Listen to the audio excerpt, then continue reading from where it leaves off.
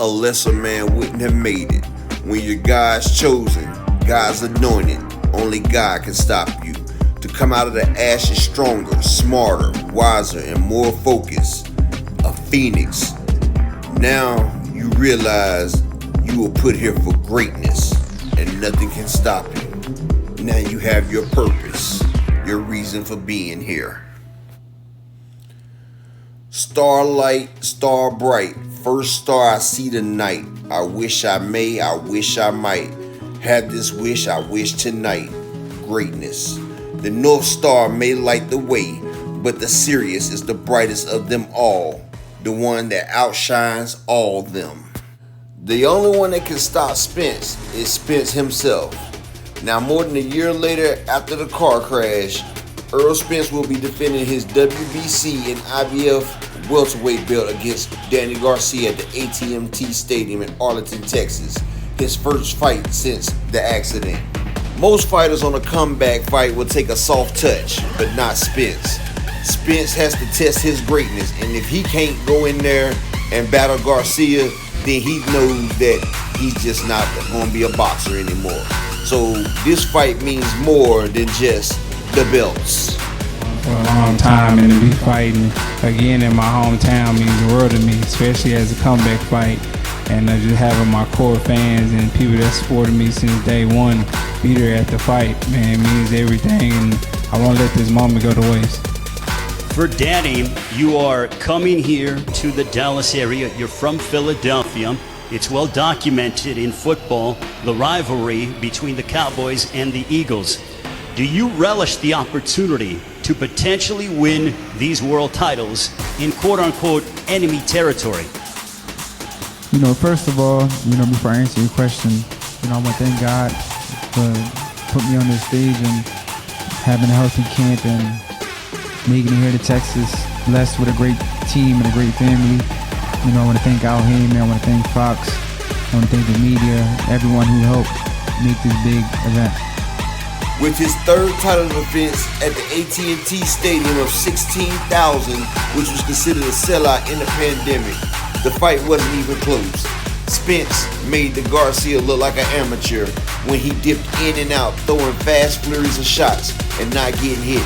At one time, Danny Garcia just put his hands in his pocket as Spence continued to hit him with barrage of shots after barrage. In the eighth, it looked like Spence could have stopped Garcia, but the nutrition and being away from the ring had Errol's stamina not up to par, so he took his foot off of gas, and Danny Garcia lived to tell another day. But his body a considerable amount of punishment, and Garcia wouldn't get back into the rings for over 3 years after this fight. And now Errol's ready. He invites Manny Pacquiao into the ring and then talks to him about a scheduled super fight.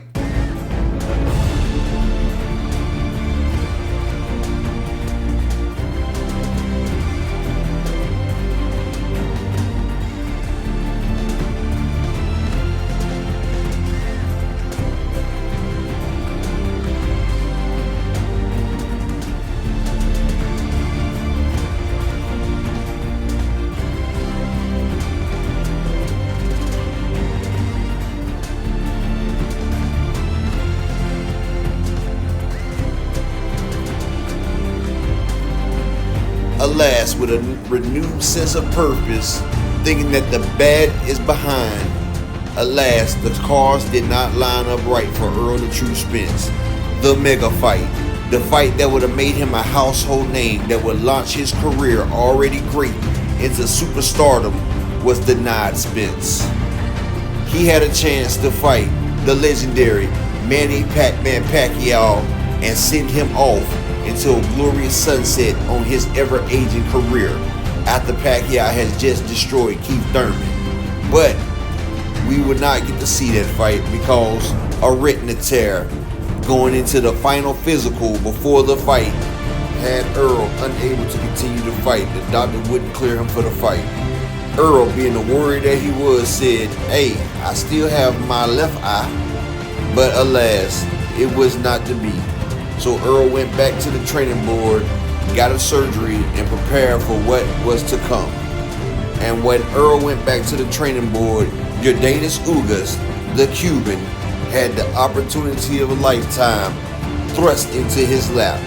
See, it was already a problem with the WBA because they made Manny Pacquiao the champion in recess because he was going through political aspirations, and Yordenis Ugas was moved to the super champ.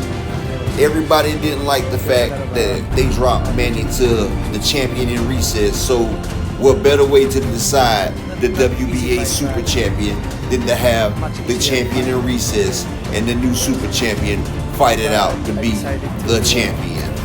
One thing for sure, two things for certain. The fight definitely didn't go the way the 8th division world champion Manny Pacquiao thought. He was outclassed at every round by Yordenis Ugas, beaten to a pulp, ended Manny Pacquiao's career. Now Yordenis Ugas is the household star who took the torch from the Manny Pacquiao, which had Errol Spence watching, aggravated, training.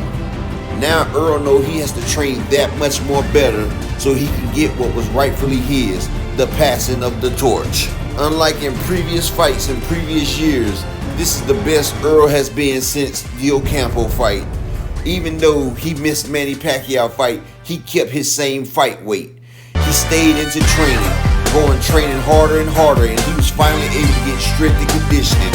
He hadn't had that since the Ocampo fight. So it was going to be punishment when him and Ugas finally fought. And then the day came for him and Ugas to fight. It was a brilliant showing. Errol made a rookie mistake in the 6th round and had his mouthpiece knocked out. Errol, who was not protecting himself at all times, took 2 solid shots without his mouthpiece, which stumbled him into the ropes. The ref stopped the fight, got the mouthpiece back in, and Errol brought the dog out. If Ugas thought it was bad before, now he was getting hit with punishing, crippling shots in the 6th round to finish it off. Then in the 7th round, we see them going body to body. Errol came out with a crushing onslaught that made the wily Cuban put his hands in his pocket.